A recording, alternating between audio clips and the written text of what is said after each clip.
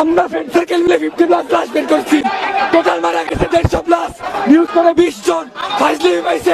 200-র বেশি পোলাপাইন মারা গেছে। মাত্র 29 জন লাশ পাইছে, কিন্তু আসলে এটা না, নিহত অনেক হয়েছে। আমাদের দাম 100-এর উপরে। মাইলস্টোন স্কুলে বিমান দুর্ঘটনায় যে শিশুরা প্রাণ হারিয়েছে তাদের লাশের সংখ্যা লুকানো হচ্ছে এবং যারা এই বিষয়টি নিয়ে কথা বলেছে তাদের গায়ে নাকি সেনাবাহিনী হাত তুলেছে। ঘটনাস্থলে উপস্থিত থাকা অনেকের ভাষ্যমতে মিডিয়ায় যেই খবর ছড়ানো হচ্ছে যে এখন পর্যন্ত নাকি মাত্র 29 জনের লাশ পাওয়া গেছে, সেই খবর ভুয়া। প্রাণ হারিয়েছেন অন্তত 100 জনেরও বেশি মানুষ। তবে এখন প্রশ্ন হচ্ছে কেন এমনটা করা হচ্ছে, কেন নিহতদের সংখ্যা লুকানো হচ্ছে? আর যতটুকু জানলাম লাশের সংখ্যা নাকি লুকাচ্ছে সেনাবাহিনী। এখানেও আরেকটা প্রশ্ন হচ্ছে সেনাবাহিনী কি ব্যক্তিগতভাবে এমনটা করতেছে? নিশ্চয়ই না, হয়তো উপর থেকে কেউ অর্ডার দিচ্ছে। তাছাড়া সরকার নিজেই যদি এমন নির্দেশনা দেয় যে লাশের সংখ্যা লুকিয়ে ফেলো, তাহলে সরকার আমাদের সবার সাথে বেঈমানি করলো। আর অন্য কেউ যদি সেই নির্দেশটা দিয়ে থাকে তাহলে সরকার কেন এটার সুষ্ঠু তদন্ত করে ব্যবস্থা নিচ্ছে না? এটাও সরকারের একটা ব্যর্থতা। আর আরেকটা গুরুত্বপূর্ণ কথা হচ্ছে সামাজিক যোগাযোগ মাধ্যমে যে বলা হচ্ছে পাইলট নাকি বিমান থেকে লাফ না দিয়ে বিমানকে একটা ফাঁকা জায়গায় নিয়ে ল্যান্ড করানোর চেষ্টা করেছিল, সেই তথ্য নাকি ভুয়া। পাইলটের মরদেহ নাকি প্রশাসনিক ভবনে পাওয়া গেছে